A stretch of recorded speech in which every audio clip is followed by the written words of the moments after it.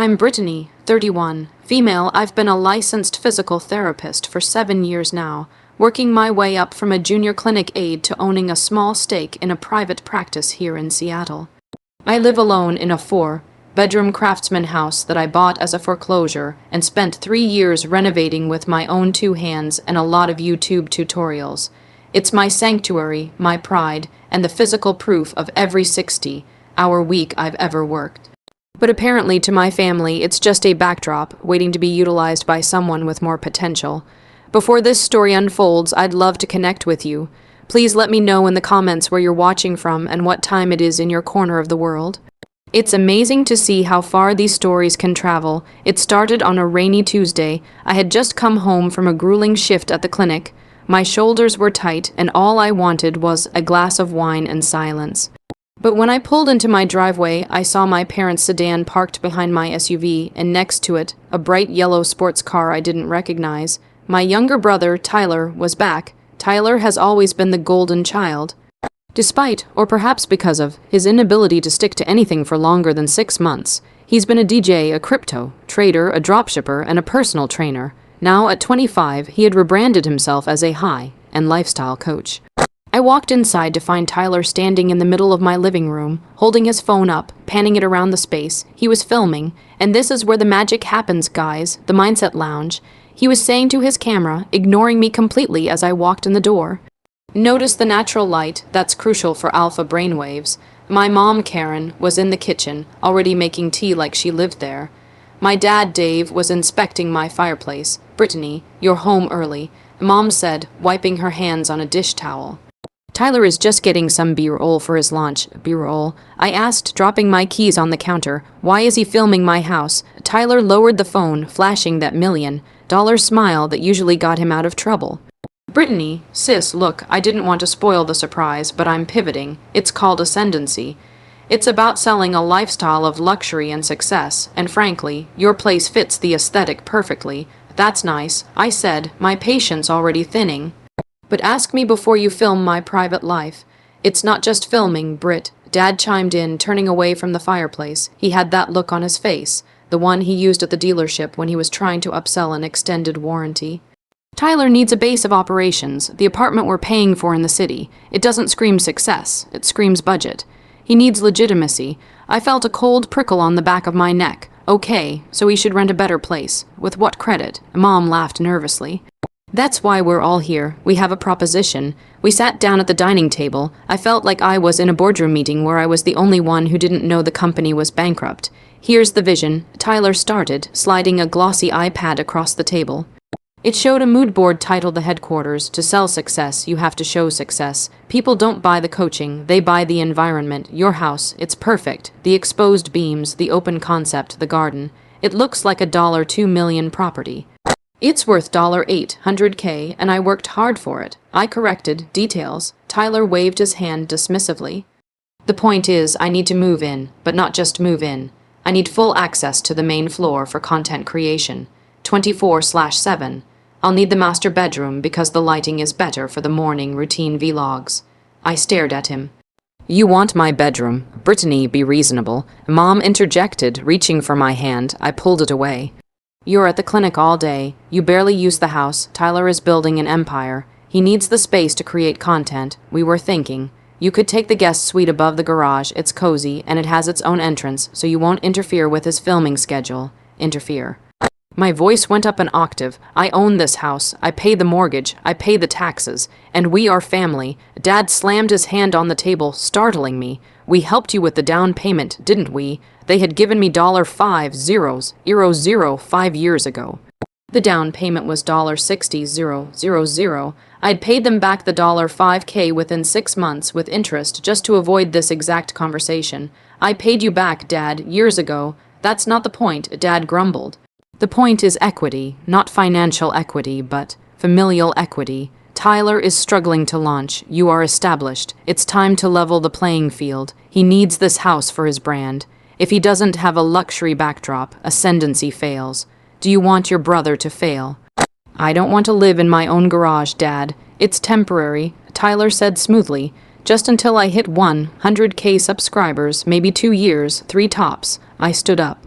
No, absolutely not. Tyler can stay in the guest room for a week if he's in a bind, but I am not moving out of my own bedroom, and this house is not a set. The silence that followed was deafening. Mom looked at Dad. Dad looked at Tyler. We thought you'd be difficult. Dad said, his voice low and dangerous. That's why we didn't want to ask. We wanted to tell you. That night, they left in a huff, but not before Tyler accidentally left his gym bag in the hallway, marking his territory. I couldn't sleep. The audacity of asking me to move into my uninsulated guest suite, which I use for storage, so Tyler could cosplay as a millionaire in my master bedroom was mind-boggling, but Dad's comment, we wanted to tell you, stuck with me. The next day, I called in sick to work. I had a bad feeling. I went to the guest suite above the garage to clear my head and maybe organize some boxes. As I was shifting a stack of old college textbooks, I found a folder sitting on top of a box labeled Mom's Stuff. My parents had stored some things here when they downsized last year. I opened the folder. It wasn't old taxes. It was blueprints. Blueprints of my house, but they were modified. There were notes scribbled in red ink Tyler's handwriting. Wall and knockdown for studio space. Master bath remove tub. Install ice bath for recovery content. Garage convert to merch warehouse. The dates on the notes were from 3 weeks ago. Then I found the email printouts tucked in the back.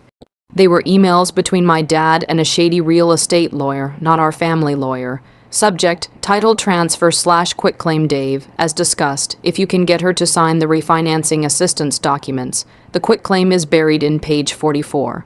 This will add Tyler to the deed as a 50% owner. Once he is on the deed, he has full rights to reside on the property. My blood ran cold. They weren't just asking for a favor, they were planning a coup.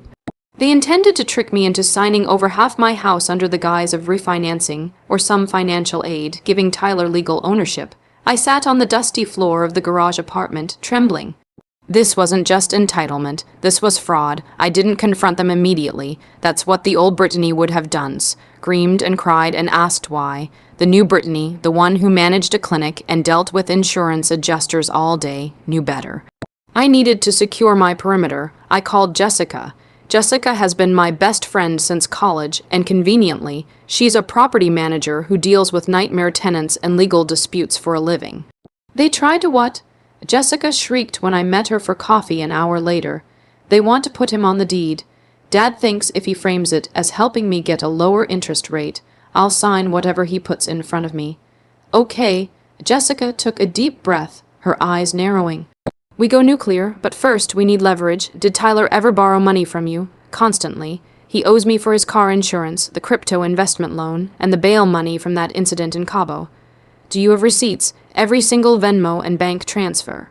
Good. Total it up. And the house. Have they stayed there recently? Did they receive mail there? And no, they live across town. Tyler has an apartment they pay for. Perfect. So he has no tenant rights. He's a guest you can revoke access to.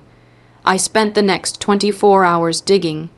I went through 4 years of bank statements, Cabo bail, $4,500 crypto loan, $12,000 business startup, loan 1, $5,000 business startup, loan 2, $8,000 car payments I covered, $3,200 the list went on. But then I found something bigger. In the Mom's Stuff box, I found a promissory note my dad had signed years ago when I helped him cover a gap in his dealership's inventory purchase.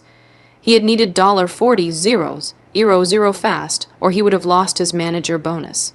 I had taken it out of my renovation savings. He had paid back half, but the rest was deferred indefinitely.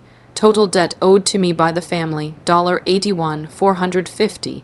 I also pulled the security footage from my doorbell camera. It recorded the conversation they had on the porch before they came in yesterday. Audio recording. Tyler, once I'm in, we change the locks on the studio. She can't enter while I'm working. Mom, just get her to agree to the trial run. Once she's in the garage, she'll get used to it. Dad, if she doesn't sign the papers next week, we stop paying her student loan supplement. That'll squeeze her. I froze. They were paying $200 a month toward my student loans as a birthday gift for the last few years. They plan to use that $200 as leverage to steal a $800,000 asset. 2 days later, they came back. This time, they brought luggage. Just a trial run. Mom chirped, dragging a suitcase up my walkway. Tyler needs to film his intro video tonight. The lighting is perfect. Tyler was wearing a suit, carrying a ring light. Britt, be a pal. I need the living room clear. Can you move your books and all this clutter? He gestured to my carefully curated decor. I stood in the doorway, blocking the entrance. I have something for you, I said, keeping my voice steady. I handed Dad a thick envelope. What's this? The refinancing papers. He looked hopeful. Open it. He tore it open.